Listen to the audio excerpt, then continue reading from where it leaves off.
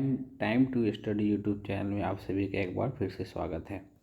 हम लोग ने पिछले थ्योरी क्लास में मोड वंश के बारे में थ्योरी क्लास में पूरा डिस्कस किया है ना। आज हम लोग मोड वंश से रिलेटेड कुछ एमसीक्यू देखेंगे जो आप लोग के एग्जाम हॉल के लिए काफ़ी इम्पोर्टेंट है ना।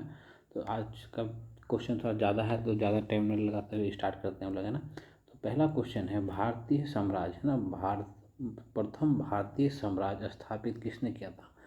मतलब लार्ज अमाउंट में, मतलब भारतीय साम्राज्य, भारत में भारतीय साम्राज्य का स्थापना प्रथम किसने किया था, तो चंद्रगुप्त मौर्य के द्वारा। इससे पहले भी कुछ राजवंश थे लेकिन वो कुछ सीमित एरिया में ही था ना। तो मतलब बृहद एरिया में कौन कौन जाता है, तो चंद्रगुप्त मौर्य। तो इसलिए इसको क्या था, भारतीय साम्राज्य, प्रथम भारतीय साम्राज्य कहा जाता है उसको, है ना। उसका बाद नेक्स्ट क्वेश्चन है, भारत में पहले साम्राज्य की स्थापना किस शासक के द्वारा स्थापित की। भारत में पहले साम्राज्य की स्थापना, जैसे भारत में पहले साम्राज्य की स्थापना किस शासक के काल में होती है, जो चंद्रगुप्त मौर्य के साम्राज्य में, चंद्रगुप्त मौर्य के द्वारा होता है, ठीक है। इसका नेक्स्ट क्वेश्चन देखते हैं, निम्नलिखित में कौन सा सबसे पुराना राजवंश है। तो निम्नलिखित में से, इनमें से, है ना, इनमें से सबसे पुराना कौन है, तो मौर्य है ना। तो मौर्य के बाद ही गुप्त आता है ना, कुषाण, वर्धन, ये सब मौर्य के बाद ही आता है। तो सबसे पुराना कौन है, इसमें से सबसे पुराना कौन आता है, तो मौर्य वंश हो जाता है सबसे पुराना, ठीक है। आप लोग एमसीक्यू से पहले अगर मौर्य वंश का अगर थ्योरी क्लास नहीं देखे हैं तो पहले उसको देख लें तो ज़्यादा अच्छा रहेगा ना। उसी से रिलेटेड ज़्यादा मैक्सिमम क्वेश्चन आपको मिलेगा। तो अगला क्वेश्चन है, यूनानी लेखक है ना, यूनानी लेखक कौन, जस्टिन द्वारा सेंड्रोकस कहा गया, सेंड्रोकोटस किसे कहा गया था, तो चंद्रगुप्त मौर्य को कहा गया था, है ना। ये सब हम लोग थ्योरी क्लास में डिस्कस कर चुके हैं। आप लोग अगर थ्योरी क्लास का वीडियो नहीं देखे हैं तो रिक्वेस्ट है कि पहले उससे देखें तब जाके ना इस सेट को लगाएं, तो बहुत ज़्यादा कारगर होगा आप लोग के लिए, ठीक है। नेक्स्ट क्वेश्चन, अगला क्वेश्चन है, सेंड्रोकोटस है ना, सेंड्रोकोटस से चंद्रगुप्त मौर्य की पहचान किसने की थी, हम लोग थ्योरी क्लास में देखे ना, विलियम जोन्स ने की थी ना। कौन किया था, तो विलियम जोन्स ने किया था। निम्नलिखित में से किसने सेंड्रोकोटस को चंद्रगुप्त मौर्य और सिकंदर महान की भेंट का उल्लेख किया, किसने किया, तो ये जस्टिन ने किया है ना, जस्टिन ने किया है ना। नेक्स्ट क्वेश्चन है, कौटिल्य प्रधानमंत्री था, तो किसके दरबार में, चंद्रगुप्त मौर्य के दरबार में। हम लोग देखे ना था, धनानंद वंश के अंतिम शासक धनानंद की हत्या कर, धनानंद को मार के चंद्रगुप्त मौर्य क्या है, मौर्य वंश की स्थापना करते, किसके सहायता से, कौटिल्य चाणक्य की सहायता से। नेक्स्ट क्वेश्चन है, चाणक्य अपने बचपन के किस नाम से जाना जाता है, तो चाणक्य का बचपन का नाम क्या है, तो विष्णुगुप्त। चाणक्य का बचपन का नाम क्या है, तो विष्णुगुप्त, है ना। फिर देखिए उसी से रिलेटेड क्वेश्चन है, कौन, चाणक्य के अन्य नाम, चाणक्य का दूसरा अन्य नाम कौन है, तो विष्णुगुप्त। अभी जस्ट हम लोग ये क्वेश्चन अभी देखें ना। उसके बाद अगला क्वेश्चन है, कौटिल्य की पुस्तक का क्या नाम है, कौटिल्य की पुस्तक का अर्थशास्त्र का विषय किस विषय पे आधारित है, तो आर्थिक संबंध, है ना, शासन काल के सिद्धांत और अभ्यास, है ना, विदेश नीति और धन संचय, इन सभी पे क्या है, सभी पे आधारित है ना। हम लोग देख सकते हैं यहाँ पे इसका एक्सप्लेनेशन में देखिए मिल जाएगा ना। देखिए राजन अमात्य है ना, ये धन कोश दंड है ना, सभी पे आधारित है ना। तो अगला क्वेश्चन फिर है, उसके बाद देखिए कौटिल्य की अर्थशास्त्र, कौटिल्य का जो बुक है अर्थशास्त्र है, क्या है, शासन के सिद्धांतों की पुस्तक। इन ऑप्शनों में से कौन सा एक है, ऑप्शन दिया जाता है, शासन के सिद्धांतों की पुस्तक। निम्नलिखित में से, है ना, निम्नलिखित में से राज के सप्तांग सिद्धांत, है ना, राज का सप्तांग सिद्धांत के अनुसार राज का 7वां अंक कौन है, तो ध्यान में रखना है, इसका 7वां अंक कौन होता है, तो मित्र होता है ना। सप्तांग सिद्धांत के अनुसार राज का 7वां अंक कौन है, तो मित्र, है ना। ये क्वेश्चन आता है एग्जाम में ना, देख लीजिए यूपीपीसी से पूछा गया क्वेश्चन है। अगला क्वेश्चन है, निम्नलिखित में से किसकी तुलना मैकियावेली के प्रिंस से की जाती है, तो मैकियावेली की प्रिंस से किसकी तुलना की जाती है, तो कौटिल्य की अर्थशास्त्र की, है ना, कौटिल्य के अर्थशास्त्र को की तुलना किसे, मैकियावेली के प्रिंस से की जाती है। हमने थोड़ी क्लास में इसके बारे में डिस्कस किया था ना। देखिए किसके शासनकाल में डायमेकस भारत आया था, तो किसके शासनकाल में, तो बिंदुसार के शासनकाल में डायमेकस भारत आया था ना। तो ये हम थोड़ी क्लास का वीडियो आप लोग नहीं देखे हैं तो उसको देख लीजिए, वहाँ पे हम ये सब सारा क्वेश्चन का डिस्कशन कर चुके। अगला क्वेश्चन है, बिंदुसार के शासनकाल में ना, बिंदुसार के शासनकाल में अशोक ने अवंती महाजनपद जीत कर, है ना, अवंती महाजनपद जीत कर मौर्य साम्राज्य में मिला लेता है ना। क्वेश्चन बन जाता है अवंती को मगध में महाजनपद में कौन मिलाता है, तो बिंदुसार है ना। इसका उल्लेख कहाँ मिलता है, तो बौद्ध घोष की संगम पासादिका में मिलता है इसका वर्णन, है ना, इसका वर्णन मिलता है। अगला क्वेश्चन है पाटलिपुत्र में स्थित चंद्रगुप्त मौर्य है ना, चंद्रगुप्त मौर्य का महल जो है किसे बना हुआ था, किसे बना था, तो ये लकड़ी का बना हुआ था। ये देखिए बीपीएससी में पूछा हुआ क्वेश्चन है ना, सारा क्वेश्चन ना किसी एग्जाम में जरूर पूछा गया है ना, तो वेरी वेरी इंपॉर्टेंट हो जाता है ना, ध्यान से आप लोग देखेंगे। अगला क्वेश्चन है किस प्राचीन नगर के अवशेष है ना कुम्हार स्थान से प्राप्त होते हैं, मतलब प्राचीन नगर के अवशेष कुम्हार स्थान से प्राप्त होते हैं, कहाँ से, किसका, तो पाटलिपुत्र में, पाटलिपुत्र के, है ना। उसके बाद नेक्स्ट क्वेश्चन है, अगला क्वेश्चन है बुलंदी बाग है ना, बुलंदी बाग प्राचीन स्थान था, किसका था, तो पाटलिपुत्र का था। बुलंदी बाग प्राचीन स्थान था किसका, बुलंदी बाग प्राचीन स्थल किसका था, तो पाटलिपुत्र का था। और ये क्वेश्चन जो है ना बहुत इंपॉर्टेंट है ना, इसको एकदम ध्यान में रखना। निम्नलिखित में से किस मौर्य राजा ने दक्कन पे विजय किया था, दक्कन पे विजय किसने किया था, तो चंद्रगुप्त मौर्य ने किया था। एकदम वेरी वेरी इंपॉर्टेंट है, ये एकदम ध्यान में रखना है इसको। उसके बाद है मालवा गुजरात और महाराष्ट्र किस शासक ने पहली बार जीता था, किस शासक ने जीता, तो चंद्रगुप्त मौर्य जीता था, है ना। तो नेक्स्ट क्वेश्चन फिर ध्यान में रखना ये सब, है ना, ये सब क्वेश्चन बहुत बहुत इंपॉर्टेंट। देखते हैं यूपीपीएससी इसका प्री में पूछा गया क्वेश्चन है, इसके बाद भी बहुत बार पूछा। ये क्वेश्चन है निम्नलिखित ना अभिलेख जिससे यह प्रमाणित होता है कि कौन सा अभिलेख है जिससे यह प्रमाणित होता है कि चंद्रगुप्त का प्रभाव पश्चिम भारत में भी था, तो किस अभिलेख से पता है, तो रुद्रागमन का जूनागढ़ अभिलेख से प्राप्त होता है कि ये पर इसकी जो साम्राज्य कहाँ पश्चिम भारत में भी फैली हुई थी, है ना।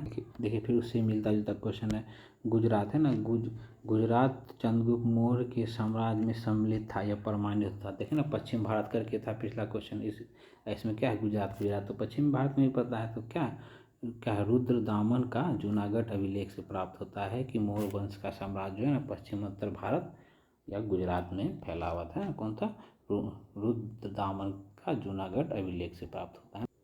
इसके बाद अगला क्वेश्चन है सेल्यूकस है ना, सेल्यूकस जिसको अलेक्जेंडर द्वारा सिंध एवं अफगानिस्तान का प्रशासक नियुक्त किया गया था, उसको किस भारतीय राजा ने हराया था, तो किसने हराया था, तो चंद्रगुप्त मौर्य ने हराया था। क्वेश्चन आप लोग पढ़ लेंगे सेल्यूकस को, है ना, अलेक्जेंडर द्वारा सिंध और अफगानिस्तान पर शासन नियुक्त किया था ना, तो उसको किस भारतीय राजा ने हराया था, तो चंद्रगुप्त मौर्य ने उसे हराया था ना, ध्यान में रखिएगा क्वेश्चन। तो नेक्स्ट क्वेश्चन देखिए इसी के बारे में हम लोग थ्योरी क्लास में डिस्कस किए हुए हैं ना। चंद्रगुप्त मौर्य ने सेल्यूकस को किस वर्ष पराजित किया, हम लोग देखें ना चंद्रगुप्त मौर्य और सेल्यूकस के बीच युद्ध हम लोग पढ़े थे ना 305 ईसा पूर्व में पढ़े थे ना, तो ध्यान रखना है किस वर्ष पराजित किया था, तो 305 ईसा पूर्व में पराजित किया था ना। देखिए ये क्वेश्चन कितना इंटरेस्टिंग है, दिया गया मानचित्र संबंधित है। देखिए मानचित्र को देख लीजिए ना, ये मानचित्र को पूरा देख लीजिए आप लोग, है ना, ये मानचित्र दिया हुआ है ना, और इसका साम्राज्य विस्तार मतलब इतना जो डॉटेड दिया हुआ है इतना दूर तक साम्राज्य विस्तार किसका है ना, ये दिखाया गया है ना। तो किसके शासनकाल में इतना विस्तार था, तो अशोक के शासनकाल के अंतिम समय में भारत कहाँ तक फैला था, आप लोग देख सकते हैं यहाँ पे, है ना, कि यहाँ तक फैला था। देखिए है ना, यहाँ पूरा यहाँ पे कहाँ पे वियतनाम है ना, वियतनाम तक आ जाता है। उसके बाद ये अफगानिस्तान ईरान इराक ये सब पूरा मध्य एशिया आधा मध्य एशिया के बाद यहाँ से देख रहे हैं पूरा ये अशोक का शासनकाल का साम्राज्य रहा है ना। आप लोग मैप के थ्रू इसको देख लीजिए, अगर आपके पास एटलस होगा तो कौन कौन सा देश उस टाइम आ जा रहा था भारत के अंदर अशोक के शासनकाल। इसके बाद नेक्स्ट क्वेश्चन है किसने सहिष्णुता उदारता और करुणा के त्रिविधि के आधार पर राजधर्म की स्थापना की। हम लोग देखे थे ना अशोक का हृदय परिवर्तन, है ना, कलिंग युद्ध के बाद 13वां शिलालेख में वर्णन है ना, तो अशोक के, है ना, ऑप्शन क्या हो जाएगा फिर आंसर अशोक, है ना, अशोक हो जाएगा। उसके बाद देखिए अगर मैप वाला क्वेश्चन आप लोग ध्यान से देखे होंगे तो क्वेश्चन का आंसर आप लोग दे पाएगा। निम्नलिखित में से कौन सा क्षेत्र है ना अशोक, है ना, कौन सा क्षेत्र अशोक के साम्राज्य से सम्मिलित नहीं था। हम लोग देखते हैं दक्षिण भारत का कुछ पार्ट छोड़ के था, तो अफगानिस्तान आ रहा था, बिहार भी आ रहा था और कलिंग भी आ रहा था, कौन नहीं आ रहा था, तो श्रीलंका नहीं आ रहा था। तो ये पूछ रहा था कौन सा सम्मिलित नहीं था, तो श्रीलंका सम्मिलित नहीं था, है ना। अगला क्वेश्चन है, अशोक के निम्नलिखित अभिलेखों में से किसमें दक्षिण भारतीय राज्यों का उल्लेख है? दक्षिण भारतीय राज्यों का उल्लेख अशोक के द्वितीय शिलालेख में वर्णन है। दक्षिण भारतीय राज्यों का उल्लेख द्वितीय शिलालेख में अशोक का वर्णन है। भारत में प्रथम अस्पताल है ना, भारत में प्रथम अस्पताल और औषधि बाग निर्माण करवाया था, किसने करवाया था?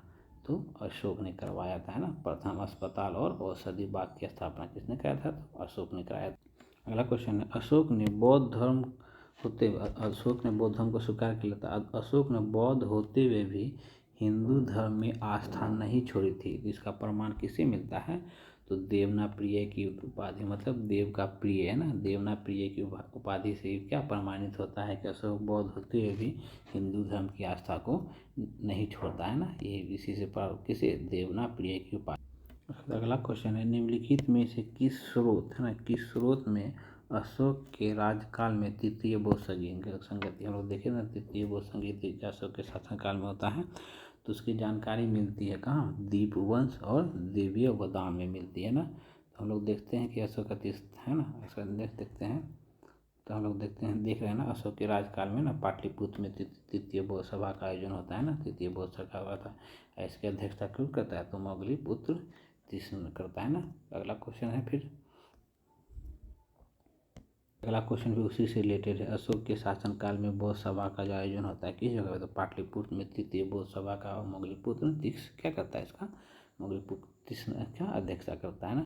उसके बाद देखिए, निम्नलिखित मौर्य शासकों द्वारा बौद्ध धर्म का अनुयायी था ना। कौन शासक जो मौर्य साम्राज्य का शासक है, कौन? वो बौद्ध धर्म का अनुयायी था। तो पहला हम लोग जान रहे हैं अशोक है ना, और दूसरा कौन है? अशोक का पौत्र, मतलब पौत्र कौन है? वो दशरथ है ना, जो नागार्जुन पहाड़ी की गुफा का निर्माण कराता है, कौन? दशरथ है ना। तो ये ऑप्शन क्या हो जाएगा? 2 और 4 है ना। बौद्ध का अनुयायी था अशोक और दशरथ।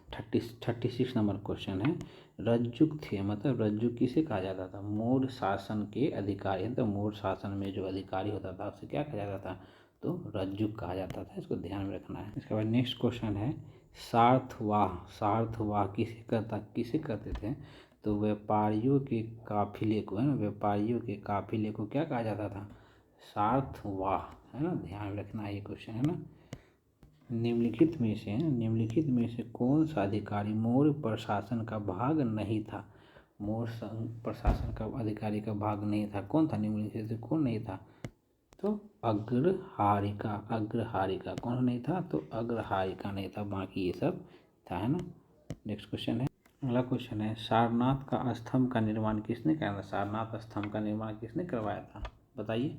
तो अशोक ने करवाया था, है ना। तो इसी तरह देखते हैं, नेक्स्ट क्वेश्चन है, निम्नलिखित में से किसने सर्वश्रेष्ठ स्तूप मानते हैं? निम्नलिखित में से किसको, है ना, निम्नलिखित में से किसको सर्वश्रेष्ठ स्तूप माना जाता है? तो सांची का स्तूप किसने बनाया था? तो अशोक ने बनाया था, है ना। इसके बाद देखिए, नेक्स्ट क्वेश्चन है, सांची के स्तूप किस शासक ने बनाया था? तो किसने बनाया था? तो अशोक ने बनाया था। जस्ट हम लोग देख चुके हैं, इसी रिलेटेड 2-3 क्वेश्चन हो गया ना। फिर नेक्स्ट क्वेश्चन देखिए, नेक्स्ट क्वेश्चन फिर उसी टाइप के, सांची का स्तूप किसने बनाया था? तो अशोक ने बनाया था, है ना। आगे क्वेश्चन फिर क्या है, अगला क्वेश्चन है, विश्व प्रसिद्ध, है ना, विश्व प्रसिद्ध पर्यटक स्थल सांची का प्राचीन नाम क्या है? सांची का प्राचीन नाम क्या है? काक नाम, है ना, काक नाम ध्यान में रखना है। सांची का प्राचीन नाम क्या है? तो काक नाम, है ना। देखिए, ये क्वेश्चन हम लोग डिस्कस किए थे ना, मतलब तीर्थ यात्रा के समय ना, तीर्थ यात्रा के समय अशोक जो है, अशोक जो निम्नलिखित में से किस मार्गों का अनुसरण करता है? अशोक जो किस मार्गों का अनुसरण करता है ना। एक कुछ जगह का नाम दिया था, हम लोग बताए थे ना। अशोक अपने अभी मतलब धर्म यात्रा किसकी जगह से प्रारंभ करता है ना। तो इसमें से पहला कौन जाता है? पहला हो जाता है ये, पहला कौन हो जाता है? तो ये पहला कौन है? श्रावस्ती। पहला कहाँ जाता है? तो श्रावस्ती जाता है ना पहला, है ना। तो देख लेते हैं, इसमें देखिए, अशोक के है ना, क्लास में इसको डिस्कस किया था ना।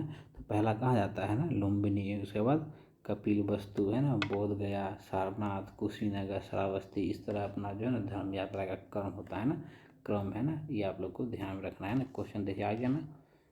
ये क्वेश्चन भी काफ़ी पूछा जाता है कि अशोक के शिलालेख में प्रयुक्त भाषा कौन है? तो अशोक के शिलालेख की प्रयुक्त भाषा कौन है? प्रमुख भाषा क्या है? तो प्रकृति भाषा है। अशोक के शिलालेख की प्रमुख भाषा कौन है? तो प्रकृति है ना। इसके बाद अगला क्वेश्चन है, निम्नलिखित में से कौन सा अशोककालीन अभिलेख है ना खरोष्टी भाषा में है? खरोष्टी भाषा में हम लोग पढ़े हुए हैं थोड़ी क्लास में, अगर वीडियो आप लोग नहीं देखें तो जरूर देखें। कौन सो सहवाज गड्डी है ना। खरोष्टी लिपि का दाहिने से बाएं की ओर लिखा जाता था, है ना। ये भी हम लोगों ने वहाँ पे डिस्कस कर चुका है थोड़ी की क्लास में। आप लोग नहीं देखे तो प्लीज़ जाके उसको देख ले, तब MCQ सॉल्व करें तो ज़्यादा अच्छा रहेगा। उसके बाद देखिए अशोक के टाइम का ये है, पत्थर पर प्राचीनतम शिलालेख किस भाषा की है? तो अशोककालीन है कौन? प्राकृत भाषा है ना, प्राकृत भाषा है, ध्यान में रखना है इसको भी। नेक्स्ट देखते हैं, क्वेश्चन है कि ब्राह्मी लिपि पर प्रथम उद्वाचन है ना किस पर उत्कीर्ण अक्षरों से किया गया है? तो किस पर? तो पत्थर की पट्टियों पर, है ना। पत्थर की पट्टियों पर पहला प्रथम ब्राह्मी लिपि का उद्वाचन है पत्थरों की पट्टियों पर किया गया है ना। हमने थोड़ी क्लास में भी इस क्वेश्चन के बारे में डिस्कस किया था ना। अशोक के शिलालेख सर्वप्रथम किसने पढ़ा था? तो 1837 ईस्वी में किसने पढ़ा था? तो जेम्स पीसेट ने पढ़ा था ना, ध्यान रखना है इसको भी, है ना। आगे देखते हैं। उसके बाद देखिए उसके बाद अशोक के समय जो ब्राह्मी लिपि जो सर्वप्रथम पढ़ा किसने? आप लोग देखिए थे ना, अशोक का शिलालेख सर्वप्रथम किसने पढ़ा था? जेम्स पीसेट ने पढ़ा था। तो जो पढ़ा था वो कौन सा लिपि था? तो ब्राह्मी लिपि था, है ना। इसको भी ध्यान में रखना है ना, इससे रिलेटेड बहुत सारा क्वेश्चन पूछा गया है। देखिए फिर अशोक के शिलालेख को पढ़ने वाला प्रथम अंग्रेज कौन था? तो देखिए कौन था, आप लोग भी क्वेश्चन आंसर बताए कौन था? जेम्स प्रिसेप, है ना, जेम्स प्रिसेप, है ना। कितना बार पूछा गया क्वेश्चन, सिर्फ वही क्वेश्चन है लेकिन पूछने का तरीका देखिए कितना डिफरेंट है। सम्राट अशोक के राजदेशों का सबसे पहले विकुटन मतलब डिसाइफर किसने किया था? तो जेम्स प्रिसेप ने किया था, है ना। अगला क्वेश्चन है, देखिए ये क्वेश्चन बहुत इंपॉर्टेंट है, हम लोग थोड़ी क्लास में भी इसका डिस्कस किए हैं ना। मौर्य साम्राज्य के पेशावर के निकट, है ना, उत्तर पश्चिम भाग में अशोक का शिलालेख, है ना। उत्तर पश्चिम भाग में अशोक का शिलालेख कौन था? तो ये खरोष्टी लिपि था ना। हम लोग देखे थे ना, ये ब्राह्मी लिपि भारत का था, अरमाइकल अफगानिस्तान के आसपास का क्षेत्र का, तो ये खरोष्टी क्या था? उत्तर पश्चिम भारत के क्षेत्र में था ना।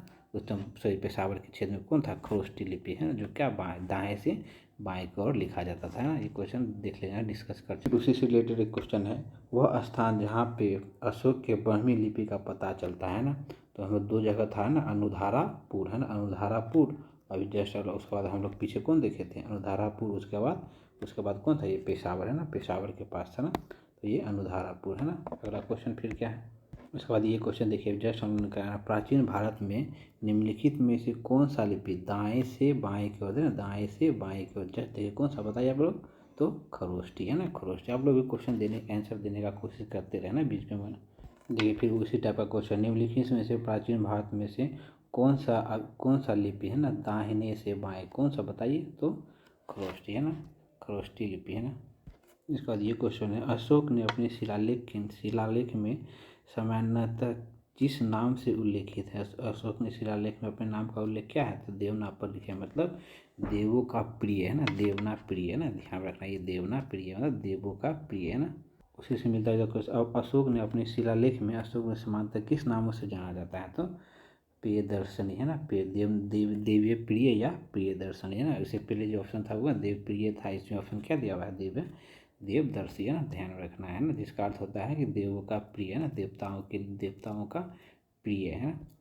नेक्स्ट क्वेश्चन है, अभिलेखों में किस शासक का उल्लेख है ना प्रियदर्शी या देवनाम प्रिय किसके बारे में है? तो अशोक के बारे में। हम लोग देखें इससे रिलेटेड कितना 5-7 क्वेश्चन इससे रिलेटेड आ गया ना। अगला क्वेश्चन है, निम्नलिखित वक्तव्यों में से कौन सा वक्तव्य अशोक के प्रस्तर स्तंभों के बारे में क्या है? तो गलत है। अशोक का स्तंभ के बारे में कौन सा गलत है? यह बड़ी इस पर क्या बढ़िया पॉलिश है। अशोक का स्तंभ जो इतना अच्छा पॉलिश है कि अभी भी जो उसके साक्ष्य है वो एक कुतुब मीनार में है, वहाँ भी ना बहुत बढ़िया पॉलिश है ना, बहुत बढ़िया पॉलिश है ना। ये सही है, ये अखंड मतलब एक ही का बना हुआ पूरा ना, जोर नहीं है उसमें, ये अखंड है मतलब टुकड़ों में नहीं है, वो एक ही है, अखंड है मतलब एक ही तरह सा गया ना। स्तंभों में क्या है? शेफ्ट शुंडाकार सही ये भी है, लेकिन इसका डी क्या है, ये स्थाप संरचना का भाग नहीं, ये स्थाप संरचना का भाग नहीं है, तो इसमें से गलत कौन हो जाता है, तो गलत कौन है, तो ये डी है। बाकी ये तीनों सही है। पोलिस बहुत अच्छा है, अखंड मतलब एक ही से बना हुआ है, इसको जोड़ नहीं है। स्तंभों का शेप क्या है, शुंडाकार है, शेप क्या है, तो शुंडाकार है ना। तो इसका नेक्स्ट क्वेश्चन देखते हैं। तो अगला क्वेश्चन है, निम्नलिखित में से है ना, निम्नलिखित में से किस अभिलेख में अशोक के व्यक्तिगत नाम का उल्लेख है ना। थोड़ी क्लास में इसका देखे तो कौन था, मस्की अभिलेख में अशोक का व्यक्तिगत नाम का उल्लेख है ना। लेकिन सेम क्वेश्चन है, लेकिन पूछने का तरीका देखिए कितना अलग है। निम्नलिखित में से किस लेख में अशोक का नाम का उल्लेख है। देखिए मस्की का लघु शिलालेख है ना, मस्की का लघु शिलालेख में अशोक का नाम का उल्लेख है। उसके बाद क्या है, अशोक का रुम्बनदेही स्तंभ लेख, स्तंभ संबंधित है किससे, अशोक का रुम्बनदेही स्तंभ किससे संबंधित है, तो बौद्ध के जन्म से संबंधित है ना, बौद्ध के जन्म से संबंधित है। केवल वह स्तंभ है ना, केवल वह स्तंभ जिसे अशोक ने स्वयं को क्या कहा है, मगध का सम्राट कहा है। तो किस स्तंभ में क्या है, तो भाब्रू स्तंभ लेख में क्या है, अशोक ने स्वयं को क्या कहा है, मगध का सम्राट घोषित किया है। उसके बाद अगला क्वेश्चन है कि कालसी प्रसिद्ध है, कालसी किसके लिए प्रसिद्ध है, अशोक के शिलालेख के कारण प्रसिद्ध है। कौन, कालसी है ना, कालसी। देखिए उत्तराखंड में ना, उत्तराखंड में सम्राट अशोक के शिलालेख का एक प्रति कहाँ मिला है, तो कालसी में मिला है ना, कालसी कहाँ, उत्तराखंड है ना, उत्तराखंड में कालसी मिला है। ये क्वेश्चन आप लोग आंसर देने का कोशिश करिए, बहुत ईजी है ना। कलिंग युद्ध के विजय तथा क्षत्रियों का वर्णन अशोक के किस अभिलेख से मिलता है, तो क्षत्रियों का वर्णन किस अशोक के किस शिलालेख से मिलता है, तो कलिंग युद्ध है ना, हृदय परिबंध अशोक का 13वां शिलालेख। तो 13वां कौन हो जाएगी, 13वां शिलालेख, ऑप्शन डी है ना। देन नेक्स्ट क्वेश्चन फिर देखते हैं क्या है। तो वही सेम क्वेश्चन है, कलिंग युद्ध का विवरण हमें क्या प्राप्त होता है, तो अशोक के 13वां शिलालेख के द्वारा है ना। तो कुछ बोलना ही नहीं, आप लोग को पता ही होगा। दूसरा क्वेश्चन है, अशोक के निम्न अभिलेखों में से है ना पूर्ण रूपेण धार्मिक सहिष्णुता के प्रति समर्पित है, पूर्ण रूपेण धार्मिक सहिष्णुता के प्रति समर्पित है। कौन सा शिलालेख, तो 12वां शिलालेख है ना, अशोक का 12वां शिलालेख जो है पूर्ण रूपेण धार्मिक सहिष्णुता पर आधारित है ना। आप लोग देख सकते हैं फ्रेंड है ना, कितना मेहनत आप लोग के लिए किया जा रहा है। आप लोग चैनल सब्सक्राइब नहीं कर रहे हैं, सब्सक्राइब करें, लाइक करें है ना। बोलते बोलते गला सूख जाता है बीच में, जब पहुँच करके पानी भी पीना पड़ जाता है ना। प्लीज़ आप लोग चैनल सब्सक्राइब करें ना, लगातार 1 घंटा 2 घंटा बोलना पड़ता है ना। तो ये सब आप ही लोग के लिए है ना, आप ही का चैनल है, तो प्लीज़ सपोर्ट करें ना। इसके बाद नेक्स्ट क्वेश्चन देखते हैं। अशोक के जो प्रमुख शिलालेख हैं ना, जो प्रमुख शिलालेख हैं जिसमें संगम राज के विषय में हमें बताते हैं, मतलब संगम राज के विषय में जानकारी अशोक के किस शिलालेख से मिलती है सॉरी किस शिलालेख से मिलती है, तो दूसरे और 13वें शिलालेख से अशोक के संगम राज के बारे में हमें जानकारी मिलती है। उसका अगला क्वेश्चन है, निम्नलिखित में से किस दक्षिणी राज का उल्लेख अशोक के अभिलेख में नहीं है, तो किसका नहीं है, तो सातवाहन का नहीं है ना, सातवाहन का नहीं है, तो ध्यान रखना है इसको है। नेक्स्ट क्वेश्चन क्या है, तो अगला क्वेश्चन है, टामेली फिलाडेल्फस जिसके साथ अशोक के क्या है, राजनयिक संबंध है, तो वो कहाँ का शासक है, तो मिस्र का शासक है। कौन, टेलेमी फिलाडेल्फस, जिसका अशोक के साथ कौन राजनयिक संबंध है ना, राजनयिक सब कहाँ का है, तो मिस्र का है ना, मिस्र का शासक। देखिए उसी टाइप का क्वेश्चन है ना, अशोक के समकालीन है ना तुरमल है ना, तुरमय कहाँ का राजा था, तुरमय कहाँ का, तो मिस्र का है ना, मिस्र का था ना। उसका देखिए नेक्स्ट क्वेश्चन है, निम्नलिखित में से किस राजवंशों के शासक ने सुदूर देश सीरिया और मिस्र के साथ राजनयिक संबंध थे, तो मूलतः किसके साथ था, अशोक के साथ था ना। अशोक कहाँ का था, तो ये मौर्य के साथ है ना। तो मौर्य के साम्राज्य के समय सीरिया और मिस्र के साथ क्या थे, राजकीय संबंध थे ना, तो ध्यान में रखना है। देखिए अगला क्वेश्चन है, अशोक के धर्म का मूल संदेश क्या है, अशोक के धर्म का मूल संदेश क्या है, तो राज के प्रति वफादारी है ना, शांति और अहिंसा है ना, बड़ों का सम्मान, है ना, उसका धार्मिक सहिष्णुता। क्या है ये चारों है, ये चारों है, तो इस हिसाब से ऑप्शन क्या हो जाएगा, ऑप्शन ये देखिए बीपीएससी का क्वेश्चन पूछा गया 2017 में, है ना। उसके बाद नेक्स्ट क्वेश्चन देखिए स्टेटमेंट वाइज, है ना। अशोक ने कलिंग को मौर्य साम्राज्य में जोड़ा। सही बात है, अशोक ने कलिंग विजय करता है, 13वें शिलालेख में जानकारी है इसका, है ना। ये पहला स्टेटमेंट कथन क्या है, सही है। कारण क्या है, कलिंग दक्षिण भारत को जाने वाला, कलिंग जो है दक्षिण भारत को जाने वाला स्थलीय एवं समुद्री मार्ग को नियंत्रण करता था, है ना। ये भी सही है ना, दोनों स्टेटमेंट सही है, दोनों स्पष्टीकरण भी करता है ना। ऑप्शन ये हो जाएगा ना, ऑप्शन ये हो जाएगा, आप देख लीजिएगा। नेक्स्ट क्वेश्चन देखिए, फिर अगला क्वेश्चन है, प्रसिद्ध यूनानी राजदूत मेगास्थनीज भारत किसके राज दरबार में आया था, तो चंद्रगुप्त मौर्य के राज दरबार में आया था। ये कौन था, सेल्यूकस निकेटस का राजदूत था, कौन, मेगास्थनीज। मेगास्थनीज ने इंडिका नामक पुस्तक की रचना की, है ना, जिसमें मौर्य प्रशासन के बारे में जानकारी मिलती है ना। फिर नेक्स्ट देखिए, अभी हम लोग देखे ना, तो मेगास्थनीज दूत था, किसका था, तो सेल्यूकस का दूत था ना, सेल्यूकस निकेटर का। फिर उसी से रिलेटेड क्वेश्चन है ना, किसके शासन काल में मेगास्थनीज भारत आया था, किसके शासन काल में आया था बताइए, तो चंद्रगुप्त मौर्य के शासन काल में आया था, है ना। देखिए ये क्वेश्चन हम लोग थ्योरी क्लास में डिस्कस कर चुके हैं, मैक्सिमम क्वेश्चन थ्योरी क्लास में डिस्कस जो किए हैं वही है ना, उससे बाहर शायद ही कोई क्वेश्चन है जो उससे बाहर है ना।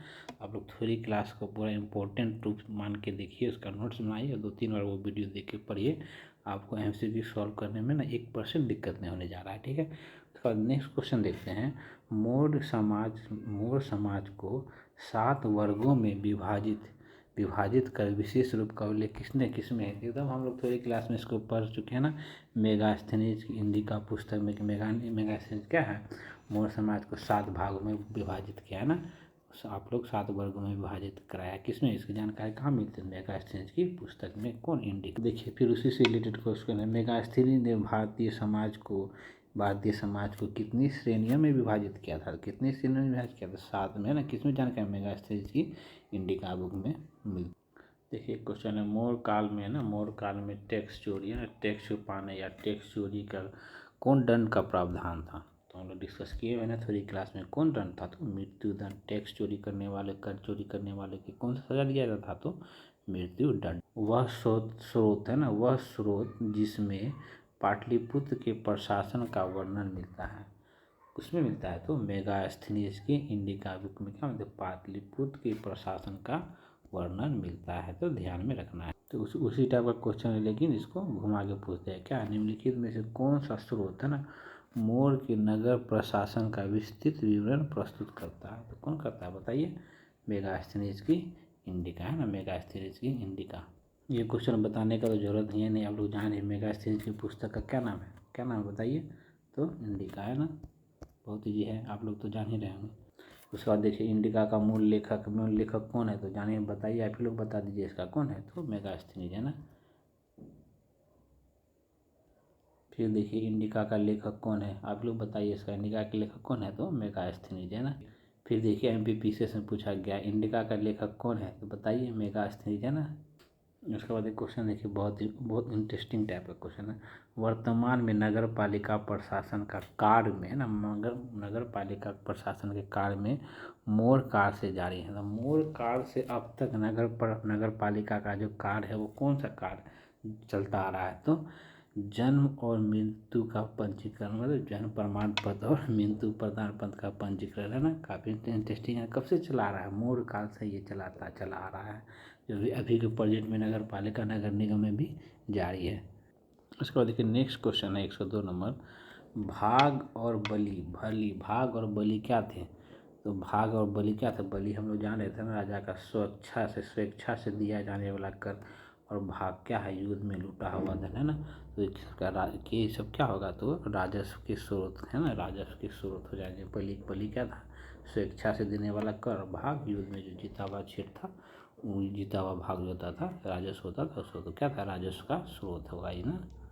अगला क्वेश्चन है, मौर्य काल में भूमि कर, है ना, मौर्य काल में भूमि कर जो कि राज्य की आय का मुख्य स्रोत हुआ करता था, किस अधिकारी द्वारा एकत्रित किया जाता था, तो किसके द्वारा, कोषाध्यक्ष का अध्यक्ष हम लोग देखे थे ना, हम लोग थोड़ी क्लास में पूरा देख चुके हैं इसके बारे में ना, कौन था, तो सीता अध्यक्ष है ना, सीता अध्यक्ष था, है ना। उसके बाद नेक्स्ट क्वेश्चन है 104 नंबर, मौर्य काल में सीता से तात्पर्य है, जाना है सीता से तात्पर्य क्या है, तो राजकीय भूमि से प्राप्त आय, आय उसको क्या सीता कहा जाता था ना। अभी हम जस्ट हम लोग से पहले का भी क्वेश्चन में यही। एक और क्वेश्चन है, मौर्य मंत्री परिषद में निम्नलिखित में से कौन राजस्व इकट्ठा करने से संबंधित था, तो कौन, तो समाहर्ता है ना, समाहर्ता है ना, ध्यान रखिएगा। नेक्स्ट क्वेश्चन है, उसके बाद देखिए निम्नलिखित में से कौन सा मौर्य युगीन अधिकारी है ना तोल माप का प्रभारी था, तोल माप का प्रभारी को था, नाम से पता चल जाता है ना, का पोतवाध्यक्ष है ना, पोतवाध्यक्ष है ना, ध्यान रखिएगा इसको भी। उसके बाद देखिए मौर्य काल में एग्रोनोमोई अधिकारी निम्नलिखित में से किस क्षेत्र से संबंधित है, तो किस क्षेत्र से, मार्ग निर्माण। तो लगता है एग्रोनोमी क्या था, इंजीनियर हुआ करता होगा उस टाइम का, है ना, मार्ग निर्माण, है ना। उसके बाद देखिए पंकोदक सन्निरोधे है ना, पंकोदक सन्निरोधे है ना, मौर्य प्रशासन द्वारा लिया जाने वाला क्या था, एक जुर्माना था। तो जुर्माना किस दंड के लिए जुर्माना लिया जाता था, सड़क पे कीचड़ फेंकने पर, वाह क्या बात है ना, सड़क पे कीचड़ फेंकने के लिए जुर्माना लिया जाता था, है ना। इस जुर्माने का क्या नाम था, तो पंकोदक सन्निरोधे है ना, पंकोत्थ सन्निरोधे है ना, पढ़ लीजिए आप। उसके बाद देखिए मौर्य काल में शिक्षा का सर्वाधिक प्रसिद्ध केंद्र कौन था, तो मौर्य काल में शिक्षा का सर्वाधिक प्रसिद्ध केंद्र कौन था, तो तक्षशिला है ना, तक्षशिला, ध्यान रखना है, तक्षशिला। देखिए क्वेश्चन है, प्राचीन भारत के निम्नलिखित ग्रंथों में से किसमें पति द्वारा है ना परित्यक्त पत्नी के लिए विवाह विच्छेद की अनुमति दी गई है, किसमें दी है, तो अर्थशास्त्र में दी है ना, अर्थशास्त्र की रचना किसने, कौटिल्य द्वारा रचित अर्थशास्त्र में इसका वर्णन। देखिए उसे दूसरा क्वेश्चन क्या है, निम्नलिखित में से किसमें पुनर्विवाह वर्जित है, किसमें वर्जित है, तो मनुस्मृति में। अभी हम लोग दूसरा क्वेश्चन देखे थे, पिछला क्वेश्चन क्या अर्थशास्त्र से रिलेटेड था, है ना, विवाह विच्छेद के बारे में कुछ था ना। उसके बाद नेक्स्ट क्वेश्चन देखते हैं, ये क्वेश्चन बहुत इम्पोर्टेंट है ना, आप लोग भी सॉल्व करने का कोशिश करिएगा। तो निम्नलिखित व्यक्तियों है ना भारत में किन किन समय आया, मतलब सबसे पहले कौन आया, उसके बाद कौन आया, तो वो कहना है ना। इनमें से देखिए ना, सबसे पहले कौन आया था, मेगास्थनीज ने आया था ना, चंद्रगुप्त मौर्य के दरबार में एक और था सेल्यूकस निकेटस का राजदूत था, इसने कौन सा बुक लिखा था, तो इंडिका। तो पहले कौन आया था, मेगास्थनीज आया था। उसके बाद कौन आया था, तो फाहियान आया था चंद्रगुप्त द्वितीय के दरबार में, कौन आया था, फाहियान। उसके बाद हेनसांग आया था, हेनसांग क्या आया था, तो हर्षवर्धन के शासनकाल में। फिर लास्ट में कौन आया था, इसिंग आया था ना 7वीं शताब्दी ईसा पूर्व के आसपास, है ना।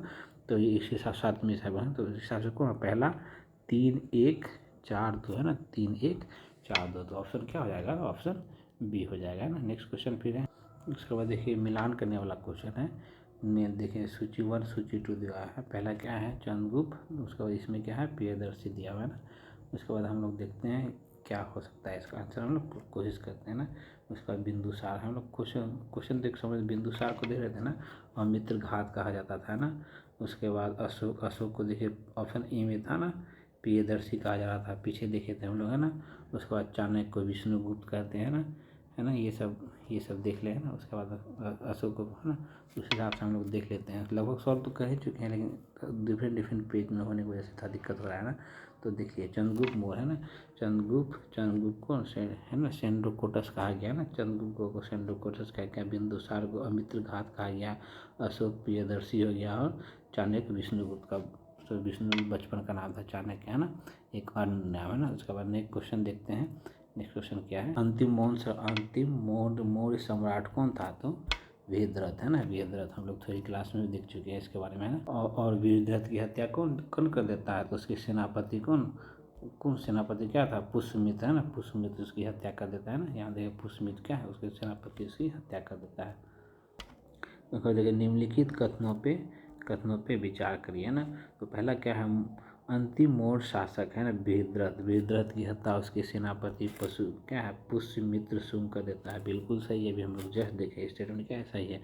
अंतिम शुंग फिर अंतिम शुंग राजा कौन था, तो देवभूति। उसकी हत्या कौन करता है, ब्राह्मण मंत्री है ना, ब्राह्मण मंत्री को वासुदेव करके क्या कर्ण वंश की स्थापना करती है और उसने राज सिंहासन हथिया लेता है। बिल्कुल सही, ये भी स्टेटमेंट क्या है, सही है। उसके बाद तीसरा क्या है, आंध्र आंध्र है ना, आंध्र ने कर्ण राजवंश के अंतिम शासक को पद से वंचित कर दिया था। सही है, ये भी सही है। हम लोग थोड़ी क्लास में इसको देख चुके हैं। इसके अंदर क्या है, तीनों स्टेटमेंट क्या है, ये तीनों स्टेटमेंट इसका सही है ना। इसके बाद देखते हैं नेक्स्ट क्वेश्चन फिर क्या है। ये क्वेश्चन भी बहुत इंपॉर्टेंट है, ध्यान से सुनिएगा। ईसवी सन के पूर्व में कुछ शताब्दी में है ना, कुछ शताब्दी निम्नलिखित में से किन शासकों ने गिरनार क्षेत्र में जल संसाधन व्यवस्था की ओर ध्यान दिया था।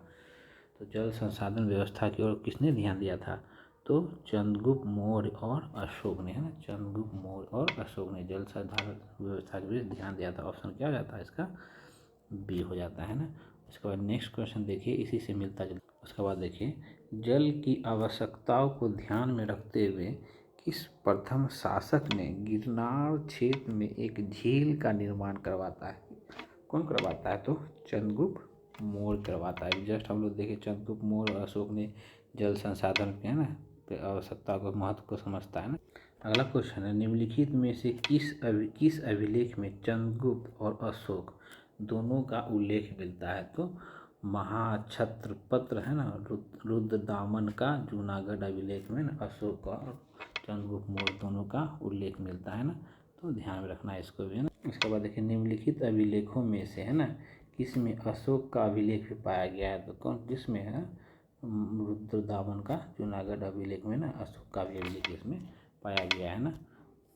नेक्स्ट क्वेश्चन है, इसके बाद नेक्स्ट क्वेश्चन है, बराबर की गुफाओं के विषय में निम्नलिखित कथनों में से कौन सही नहीं है ना, सही नहीं है। बराबर की पहाड़ी का कुल 4 गुफाएं है ना, 4 गुफाएं हम लोग पढ़े थे ना, पढ़े हुए थे ना। इसका नाम भी कौन बनाया था, ये अशोक बनाया था। चारों का नाम भी बताया गया था ना। तीन गुफाओं की दीवार पर अशोक के अभिलेख उत्कीर्ण है, ये भी सही है। ये अभिलेख इन गुफाओं को है ना आजीवकों संप्रदाय के रहने के लिए बनाया गया था ना, तो ये भी सही है। ये है ना, ये अभिलेख ईसा पूर्व 6ठी शताब्दी, नहीं गलत है ना, ईसा पूर्व 6ठी शताब्दी में नहीं, ईसा पूर्व ये 2री-3री शताब्दी के आसपास अशोक के चंद्रगुप्त मतलब मौर्य वंश के शासनकाल में बना हुआ था ना। तो फिर नेक्स्ट क्वेश्चन है, तो फ्रेंड्स यहीं तक था मौर्य वंश से रिलेटेड एमसीक्यू का सारा क्वेश्चन है ना। आप लोगों ने अगर थ्योरी क्लास नहीं देखा है तो थ्योरी क्लास भी देख लेते हैं ना, थ्योरी क्लास भी देख लीजिए। उसके बाद ये एमसीक्यू सॉल्व करने का कोशिश करिए ना। टोटल देख रहे हैं 100+ हम लोग एमसीक्यू क्वेश्चन देखें इसमें है ना। तो आप लोग थ्योरी क्लास 2 बार जो देखें, उसके बाद 2-3 बार एमसीक्यू भी देख लेंगे, तो एग्जाम हॉल में आपका एक भी क्वेश्चन नहीं छूटने जा रहा है ना। तो प्लीज़ चैनल को सब्सक्राइब करें, लाइक करें है ना, और किसी न किसी ग्रुप में ज़रूर शेयर करें ना। कितना मेहनत कर रहे हैं आप लोग के लिए, थोड़ा सा तो आप लोग कोऑपरेट कर ही सकते हैं ना। सब्सक्राइब करें है ना। मिलते हैं फिर नेक्स्ट वीडियो में मौर्योत्तर काल के बारे में थ्योरी क्लास, फिर उसके बाद मौर्योत्तर काल से रिलेटेड हम लोग एमसीक्यू देखेंगे। ठीक है friends, thank you for watching है ना, टेक केयर।